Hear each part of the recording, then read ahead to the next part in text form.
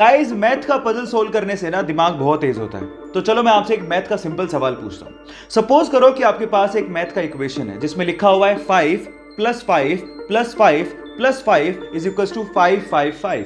अब सबको पता है कि गलत है, लेकिन अगर मैं आपसे कहूं कि आपको सिर्फ एक लाइन यूज करनी है, कैसे भी एक लाइन, और इस मैथमेटिकल इक्वेशन को ठीक करना है, बस आपको ये याद रखना है कि आपको इक्वल को क्रॉस नहीं करना।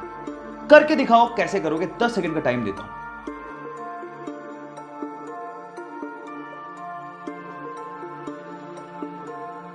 तो चलो गाइस, मैं आपको आंसर बताता हूं। इसका आंसर बड़ा सिंपल है। जो आपका पहला प्लस का साइन है ना, उसको आपको ये लाइन लगा के 4 बनाना था।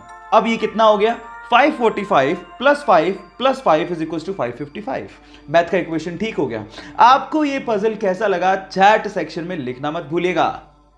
हमारी अर्थ का एकमात्र नेचुरल सैटेलाइट यानी कि प्राकृतिक उपग्रह है चंद्रमा। अब उसके बारे में एक इंटरेस्टिंग फैक्ट बताता हूं। आपका अभी इस वक्त जितना भी भार है, उसका सिर्फ 1/6 भार ही आप लोगों को मून पे फील होगा। मतलब मान लो कि आप 60 किलो के हो, तो उसका 1/6 यानी कि सिर्फ 10 किलो का भार ही आप लोगों को मून पे फील होगा। यानी कि आप अपने आप को हल्का महसूस करोगे, और यह होता है ग्रेविटेशन की कमी की वजह से। और अगर मान लो आपको अपना भार कम करना है, तो जिम जाने की बजाय आप चंद्रमा पे चले जाओ, वो ज्यादा अच्छा है। Just kidding. ये आपको पता था या नहीं पता था? चैट सेक्शन में लिखना मत भूलिएगा। गोल्ड यानी कि सोना रईसी की पहचान मानी जाती है, लेकिन सवाल यह है कि अर्थ की क्रस्ट में तो बहुत सारे मेटल मिलते हैं, फिर गोल्ड को ही इतनी तवज्जो क्यों दी जाती है? मैं आपको बताता हूं। गोल्ड एक ऐसा मेटल है जिसपे कभी जंग लगती ही नहीं है।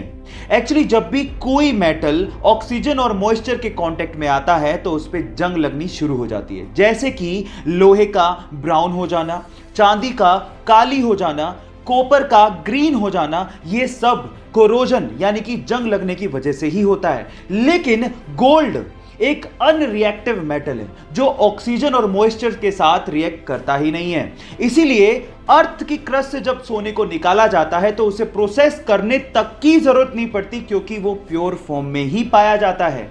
क्या इसके पहले तक गोल्ड की एक खासियत आप लोगों को पता थी? और अगर नहीं पता थी तो चैट सेक्शन में लिखना मत भूलिएगा।